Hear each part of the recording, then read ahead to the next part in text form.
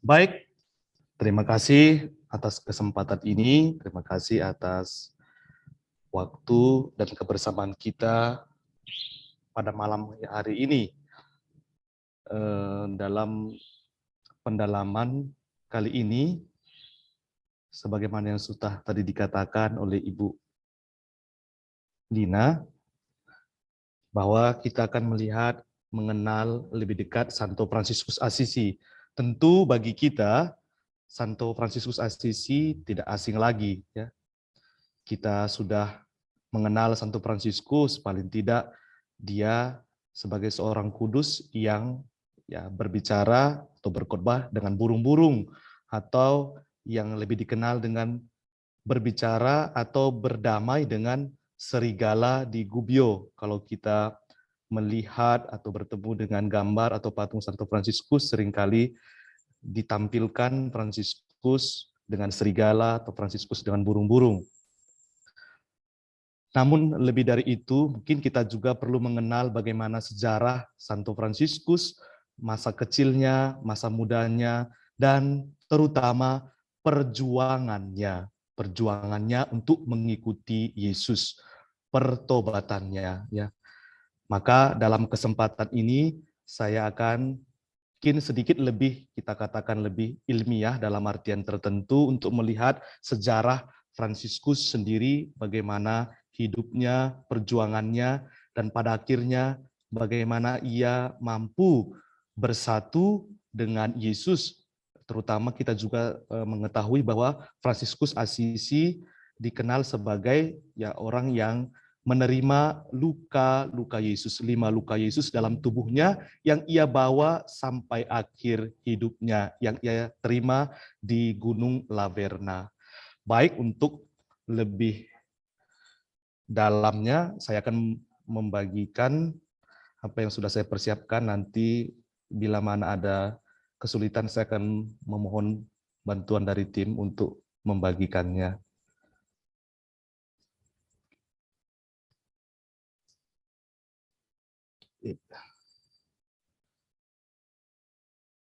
Oke.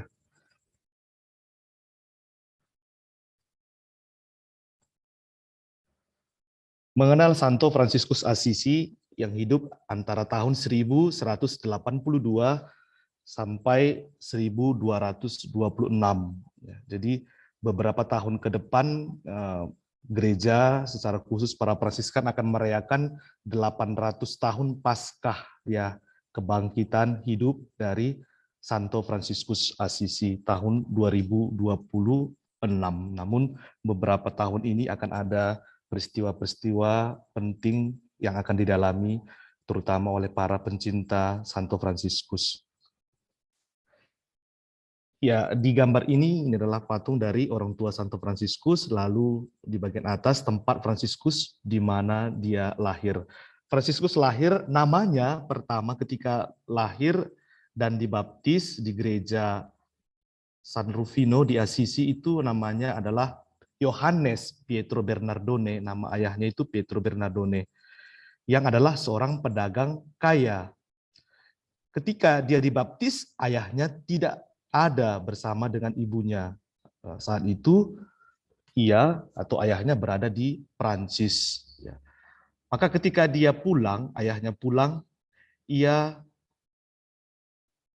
meminta supaya namanya diganti menjadi Fransiskus, ya, untuk mengingatkan bahwa ibunya juga berasal dari Prancis dan bahwa mereka juga sering berjualan atau membeli kain ke Perancis.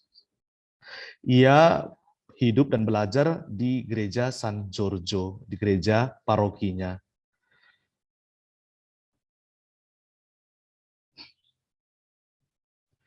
Lalu di tahun 1193 lahirlah di Assisi Clara, ya. Fransiskus dan Clara berjarak sekitar berbeda waktu 11 tahun. Kalau Fransiskus adalah seorang pedagang, anak seorang pedagang kaya, Clara adalah putri dari bangsawan. Ya. Setelah meninggal penguasa Jerman Henrikus keempat, penduduk Assisi setempat menghancurkan benteng imperial di Assisi dan rumah-rumah para kaum bangsawan, kemudian direbut termasuk rumah dari Clara. Mereka, keluarga Clara, karena keluarga bangsawan, mereka akhirnya lari pindah ke kota Perugia yang berjarak 25 km. Pada tahun 1202 terjadi perang antara Perugia dan Assisi di tengah namanya Collestrada. Para milisi Assisi kalah. Setelah beberapa saat ditahan, Fransiskus jatuh sakit dan kemudian ditebus oleh orang tuanya. Jadi Fransiskus sebagai seorang pemuda pada masa itu menjadi juga seorang kesatria untuk membela kotanya, membela daerahnya. Maka Fransiskus bersama dengan pemuda-pemuda Assisi yang berjuang melawan Perugia kalah, dan Fransiskus kemudian ditahan. Lalu ya karena ditebus oleh orang tuanya, akhirnya beberapa saat kemudian ia pun dikeluarkan. Lalu bagaimana kemudian Fransiskus ya? Ketika di Assisi kalah dan Fransiskus ditahan, saat itu dia juga mengalami sakit. Kegagalan Fransiskus menjadi kesatria menjadi juga awal dari, boleh dikatakan, pertobatannya, bahwa cita-citanya menjadi kesatria pada saat itu tidak tercapai. Dan malahan dia sakit. Syukur bahwa orang tuanya dapat menebus dan dia akhirnya keluar. Lalu suatu hari ya, dia juga ketika sudah kembali ke rumah keluarganya, ada kesempatan kedua untuk menjadi kesatria, yang pada saat itu kelompok Brienne, Gualtieri Brienne, yang juga pada saat itu terjadi perang salib yang kelima, tentara-tentara dalam hal ini para pembela gereja juga diutus untuk merebut tanah suci, dan Fransiskus juga kemudian tergerak hatinya untuk bergabung dan mewujudkan cita-citanya menjadi kesatria. Dan dia pun ikut bergabung dengan kelompok pergi menuju ke Puglia, Italia Selatan, dan dari sana menuju ke Tanah Suci untuk merebut Tanah Suci. Namun Tuhan memiliki kehendak lain atas rencana Fransiskus.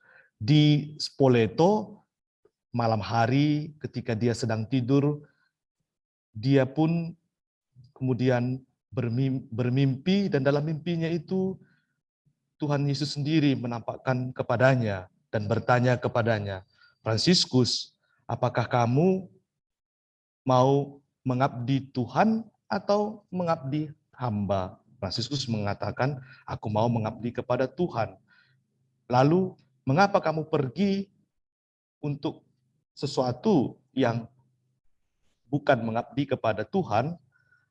Lalu Fransiskus kemudian berpikir, apa maksudnya itu? Dan kemudian akhirnya dalam pertanyaan di dalam batin Fransiskus, di dalam doa, ia kemudian bertanya, "Tuhan, apa yang kau kehendaki, ku perbuat bagimu." Dan Fransiskus, Yesus dalam mimpinya itu mengatakan, "Pergilah, kembalilah ke Assisi." Dan mulai saat itu dia kembali ke Assisi, dan mulailah ia menjadi pribadi yang berbeda dari yang sebelumnya. Ketika kembali ke Assisi, suatu hari dia berdoa di depan gereja San Damiano. Ya. Ini adalah gereja San Damiano, dan gereja itu pada saat itu memang sudah hampir rubuh.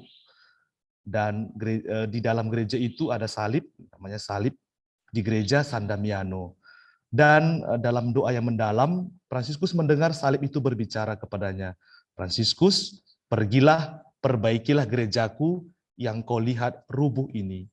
Mendengar itu, Fransiskus kemudian menjadi terkagum dan memunculkan hasrat untuk kemudian bertobat. Lalu memang dia melihat bahwa gereja San Damiano, tempat dia mendengar salib di situ berbicara, memang sedang rusak. Maka dia berpikir bahwa ia membangun gereja ini, ya, gereja San Damiano. Namun sesungguhnya Yesus meminta bukan pertama-tama gereja fisik, tetapi gereja rohani, dan itu kemudian memang dilakukan oleh Fransiskus dalam perjalanan pertobatannya.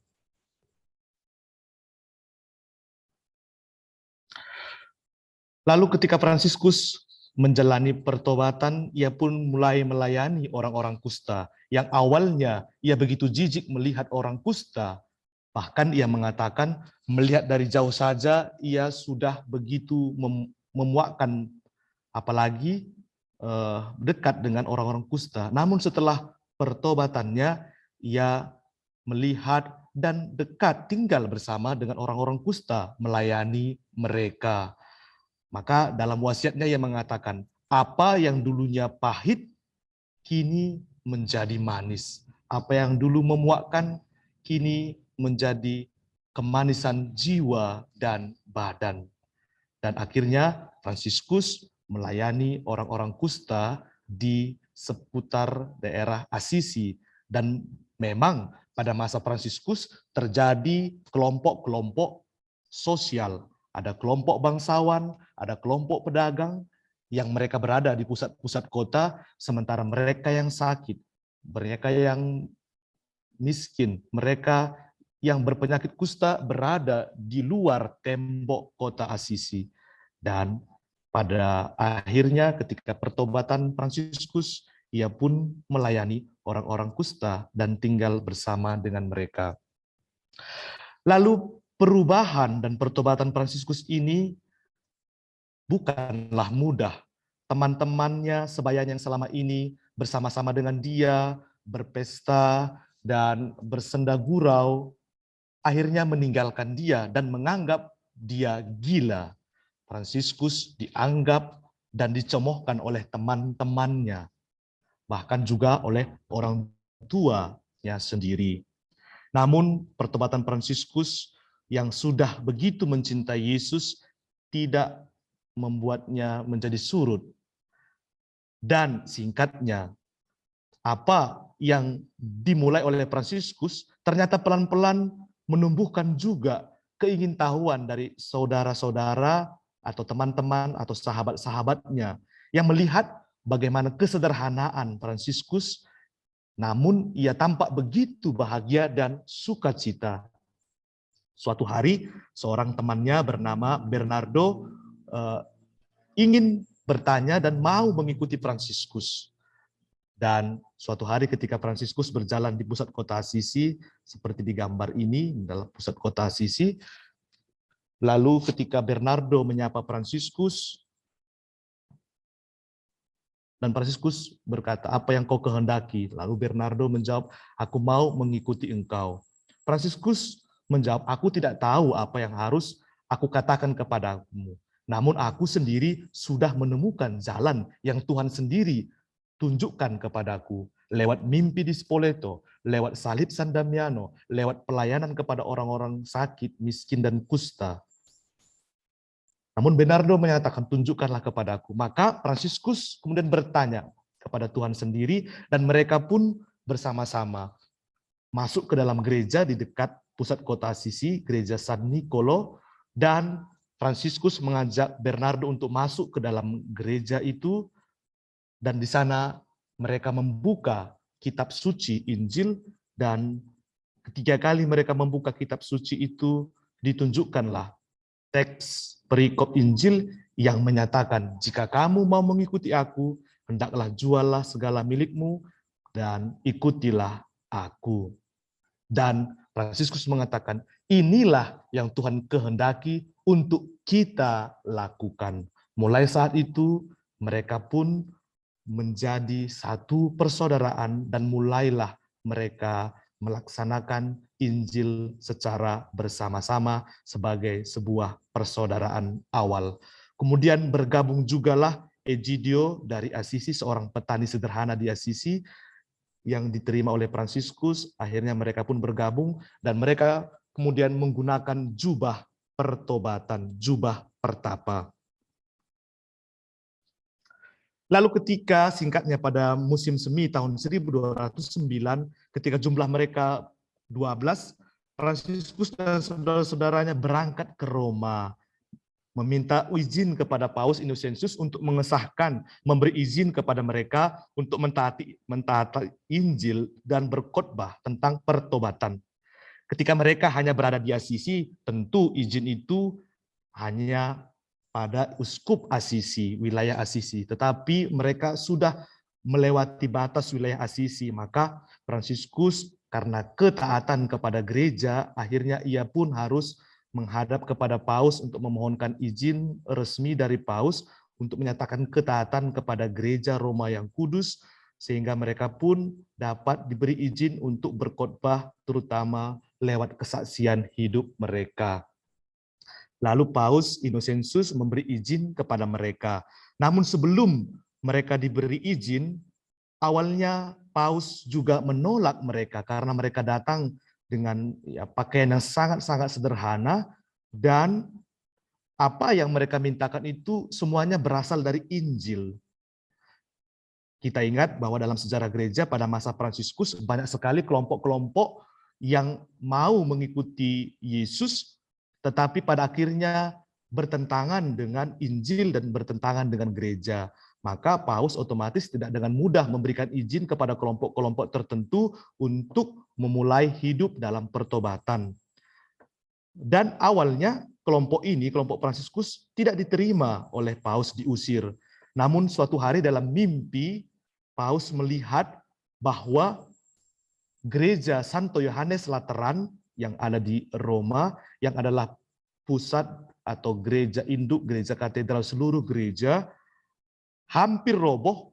Tidak roboh karena apa? Karena ternyata di bawahnya ada seorang kecil, lusuh. Seorang itu ternyata adalah Fransiskus sendiri yang satu hari sebelumnya memohonkan supaya mereka diberi izin untuk melaksanakan hidup pertobatan. Gereja itu tidak rubuh karena ada Fransiskus yang menopang. Maka kemudian esokan harinya Paus meminta supaya mereka dipanggil, dan ketika mereka datang, akhirnya Paus Innocentius memberi izin kepada mereka untuk hidup dalam pertobatan dan melakukan khotbah-khotbah terutama dalam hidup. Inilah yang kemudian menjadi dasar dari kelompok atau pengikut Santo Fransiskus awal yang dikenal dengan Proto-Regola, anggaran dasar pertama. Namun kemudian anggaran dasar ini dielaborasi yang pada akhirnya disahkan dengan bulla. Pada tahun 1000 ketika mereka sudah mendapatkan pengesahan, akhirnya mereka pun mulai membentuk persaudaraan dan kemudian bertambah saudara-saudara pengikut Fransiskus. Mereka pun kemudian menyebar di wilayah Ripotorto, lalu melayani orang-orang kusta. Ketika mereka bertambah, akhirnya mereka berpindah ke Santa Maria Porciuncula. Lalu kemudian putri bangsawan yang adalah Clara tertarik atas kesaksian hidup Fransiskus. Akhirnya ia pun lari dari rumah orang tuanya dan mau mengikut Fransiskus. Karena dia adalah putri pertama pengikut Fransiskus, akhirnya ia dititipkan di biara suster-suster Benediktin. Lalu ketika pengikut Clara semakin banyak, akhirnya mereka pun kemudian ditempatkan di gereja San Damiano. Fransiskus begitu rindu untuk pergi ke tanah suci. Maka ia mencoba pergi ke tanah suci, melewati Syria dan Maroko melalui Spanyol, dan di sana kemudian ia juga menuliskan surat pujian kepada Allah. Lalu di tahun 1215 ada Konsili Lateran keempat. Ada salah satu bunyi dalam konsili itu yang menyatakan tidak ada lagi anggaran dasar yang baru yang disahkan oleh gereja, bahwa sudah ada anggaran dasar Santo Benedictus, Santo Basilius, Santo Agustinus. Namun karena sebelumnya sudah disahkan oleh Paus Innocentius ketiga, maka kemudian hari anggaran dasar Fransiskus yang berbeda dari anggaran dasar sebelumnya disahkan oleh Paus Honorius ketiga.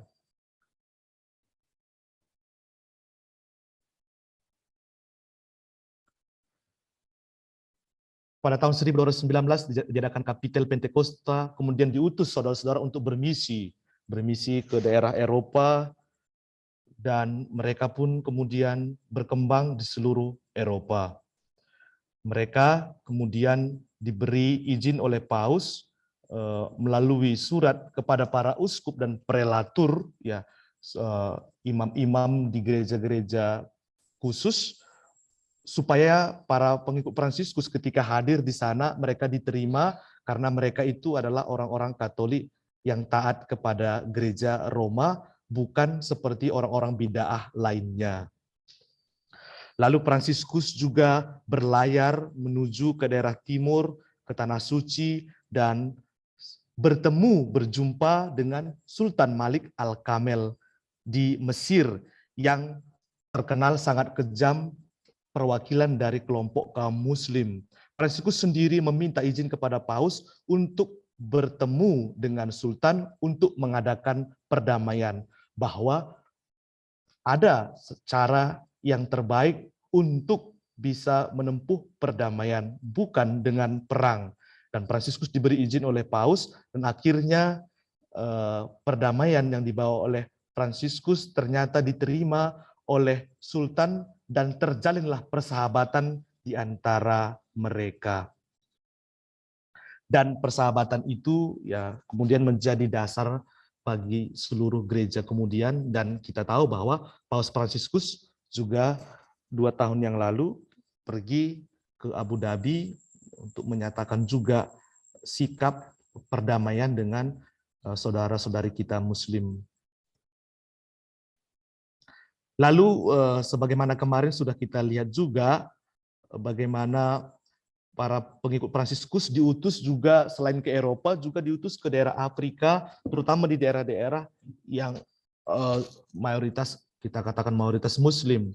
Mereka diutus untuk mewartakan Injil kebaikan Tuhan. Dan 5 saudara itu kemudian hari menjadi martir. Dan 5 saudara ini, kesaksian kemartiran 5 saudara Fransiskan inilah yang kemudian hari menjadi salah satu dasar Fernando yang adalah Imam Agustinian kemudian mengikuti Fransiskus dan berubah menjadi namanya menjadi Antonius. Fransiskus pergi kemudian ke Tanah Suci, kemudian bersama saudara Elias, Petrus Katani, dan Cesario. Lalu memilih 2 wakilnya di daerah untuk menjaga kestabilan di wilayah Italia dan Eropa. Maka sejarah inilah yang kemudian hari Gereja Roma memberi kepercayaan kepada para Fransiskan untuk mengelola Tanah Suci. Ya, ini menjadi salah satu dasar juga bahwa Fransiskus sejak bermisi ke sana dan menyatakan ketaatan kepada Gereja Roma, dan kemudian beberapa tahun kemudian Paus juga akhirnya memberi bula kepercayaan mengelola tempat-tempat tanah suci yang dikelola oleh Gereja Katolik Latin kepada para saudara Fransiskan.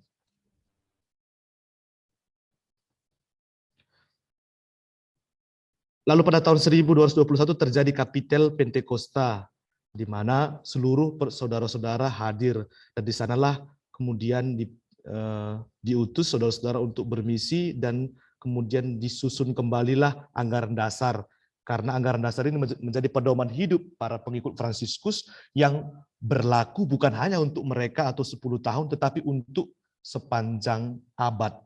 Maka kemudian dielaborasi anggaran dasar itu yang pada akhirnya tahun 1223 disahkan oleh Paus Honorius ketiga dengan bula.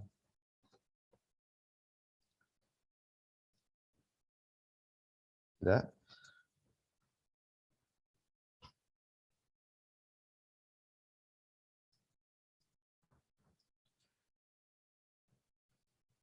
Lalu ada beberapa lagi. Setelah pulang dari Tanah Suci, kemudian Paus juga memberikan satu aturan yang berisikan tentang masa novisiat atau persiapan untuk menjadi anggota Saudara Dina, karena pada saat itu siapa saja yang mau mengikuti Fransiskus masuk begitu saja, mulai dari intelektual, imam, uskup, banyak yang mengikuti Fransiskus, sehingga ya terjadi juga sedikit kekacauan di dalam ordo, maka perlu ada satu bentuk persiapan sebelum mereka diterima resmi. Itulah yang kemudian dikenal dengan masa novisiat.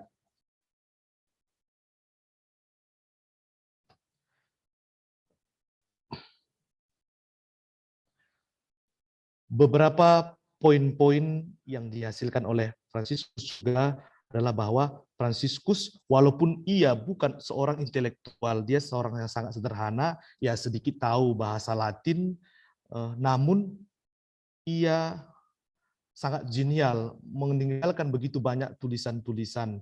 Salah satunya adalah doa di depan salib.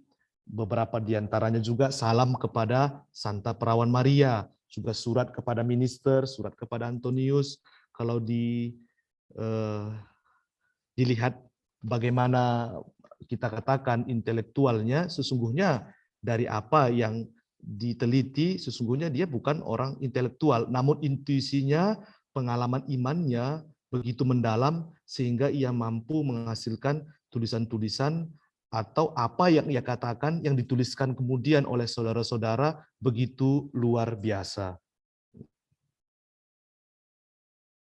Ini beberapa tulisan-tulisannya, salah satunya juga tentang bagaimana menghidupi sukacita yang sempurna dan sejati, ya. Satu hal yang sangat luar biasa dari Fransiskus, bagaimana apa yang menjadi sukacita sejati, ya. Bagi Fransiskus, sukacita sejati bukan pertama-tama banyaknya orang mengikuti, menjadi pengikutnya, banyak orang-orang hebat, orang-orang intelektual, para raja menjadi pengikut Fransiskus. Memang pada masa itu raja-raja mengikuti Fransiskus, para ahli mengikuti Fransiskus, begitu banyak orang mengikuti Fransiskus. Namun Fransiskus mengatakan bukan itulah kebahagiaan sejati. Seandainya juga seorang saudara bisa menyembuhkan ini, menyembuhkan, bukan ini, bukan itu kebahagiaan sejati. Lalu ditanya, apa itu kebahagiaan sejati?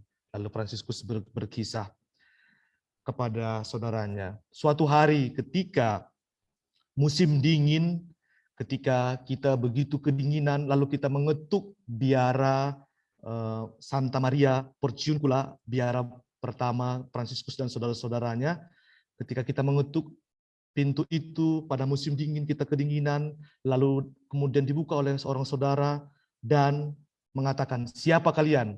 Lalu kita menjawab, kami, saya, saudara Fransiskus. Dan ia mengatakan, kami tidak mengenal engkau. Pergilah kalian seorang pembunuh dan bajingan. Lalu kita mengatakan, kami butuh tumpangan satu malam ini saja. Namun dia mengatakan, kami tidak membutuhkan engkau, pergilah ke sana. Catatlah, saudara Leo, jika kita menerimanya dengan kerendahan hati, dengan sabar, dan tidak mengutuk, lalu mengucap syukur kepada Allah, sesungguhnya disitulah kebahagiaan sejati. Ya, sungguh luar biasa apa yang dikatakan oleh Fransiskus, bahwa kebahagiaan sejati saat dimana kita mengalami penolakan dari saudara-saudari kita dan kita begitu bersabar mencintainya. Ya. Sebagaimana Yesus sendiri katakan, ya, kalau kamu mencintai orang yang mencintai kamu, apakah upahmu? Ya. Mengasihi musuh, mencintai musuh-musuh kita, mendoakan mereka. Itulah kebahagiaan sejati.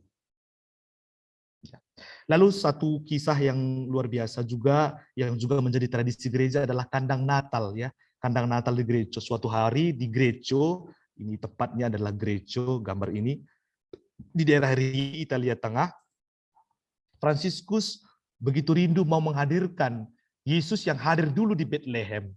Lalu dia kemudian bersama penduduk sederhana di daerah ini, di puncak bukit ini, mereka merayakan Ekaristi, Fransiskus sebagai diakon, lalu Fransiskus menghadirkan bayi, benar-benar bayi, lalu jerami, kemudian keledai dan beberapa hewan lainnya, lalu dirayakanlah Ekaristi. Ya, sungguh luar biasa.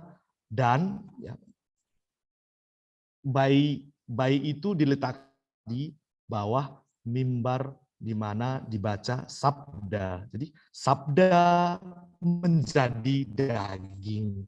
Sabda menjadi daging tampak dalam diri bayi itu. Artinya Fransiskus memiliki intuisi yang luar biasa. Bagaimana dulu Yesus lahir di Bethlehem, kini juga hadir di gereja. Kini juga lahir di saat kita merayakan Ekaristi. Ya, jadi intuisi Fransiskus bagaimana Natal ya menjadi juga kehadiran Yesus di dalam Ekaristi lewat hosti dan anggur yang dikonsakrir. Dan mulai saat itu tradisi membuat kandang Natal menghadirkan bayi Yesus secara nyata ya menjadi juga refleksi bagi kita bahwa Yesus tetap hadir, tetap lahir saat kita merayakan perayaan Natal dan terlebih lagi saat kita merayakan Ekaristi.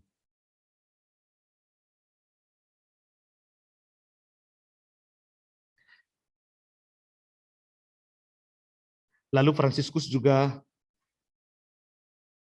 membuat wasiat ya yang menyatakan bahwa saudara-saudara harus senantiasa taat kepada gereja Roma dan mereka harus senantiasa saling mendukung satu sama lain. Sekalipun Fransiskus tidak ada secara fisik nanti, bahwa mereka senantiasa memiliki pedoman, anggaran dasar, dan seluruh apa yang telah ditinggalkan oleh Fransiskus sendiri.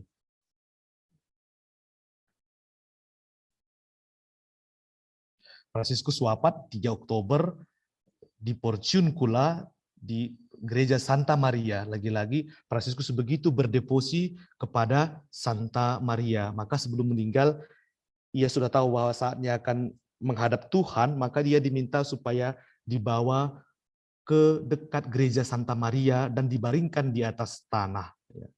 Bahwa Fransiskus merasa tidak layak untuk ya dibaringkan di dalam gereja. Dan ia menyadari bahwa ia akan beralih kepada Bapa di surga, Transitus 3 Oktober tahun 1226. Dan sebelum Fransiskus wafat, ketika diarak, dia meminta berhenti di dekat gereja itu, lalu ia memberkati kota kelahirannya, Assisi. Dan benarlah sampai saat ini Assisi menjadi tempat terberkati dan menjadi tempat di mana banyak orang sekali merasakan kedamaian di Assisi. Dan memang Assisi dinobatkan menjadi kota Pace, kota damai.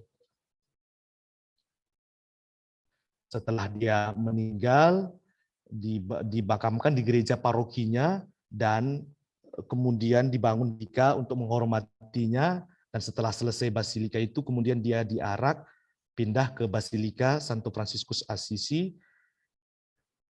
Dan di sana tempat di mana basilika dibangun itu adalah tempat yang di mana pada masa itu tempat yang sangat ditakuti karena di sana dibuang juga orang-orang yang sederhana, orang-orang tempat pembuangan mayat, maka disebut bukit neraka.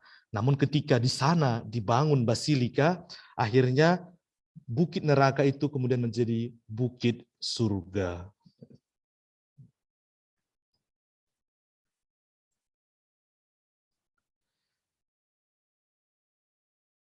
Ini adalah makam Fransiskus, Basilika Santo Fransiskus. Dan saya kira demikian. Satu lagi mungkin terlewatkan bahwa Paus Yohanes Paulus II menobatkan Fransiskus sebagai pelindung lingkungan hidup sedunia pada bulan November 1979. Dan Paus Yohanes Paulus II juga pada 27 Oktober tahun 1986 memanggil seluruh pemimpin religius, pemimpin agama seluruh dunia untuk mengadakan doa bersama demi perdamaian dunia.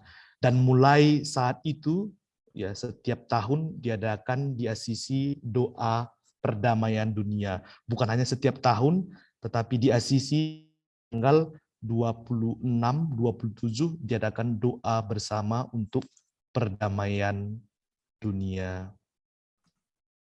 Saya kira demikian ya singkat tentang Santo Fransiskus Assisi. Mungkin nanti dalam sharing dan pertanyaan bisa didalami lagi karena tidak mungkin akan menjelaskan semua tentang Fransiskus dalam waktu yang singkat ini, namun tentu apa yang sudah dibagikan ini mudah-mudahan bisa memberi informasi yang membantu kita untuk lebih mengenal Fransiskus dan terutama mampu belajar dari iman, pertobatan, dan kesetiaannya kepada gereja dan juga pelayanannya kepada orang-orang sederhana, miskin, dan terpinggirkan.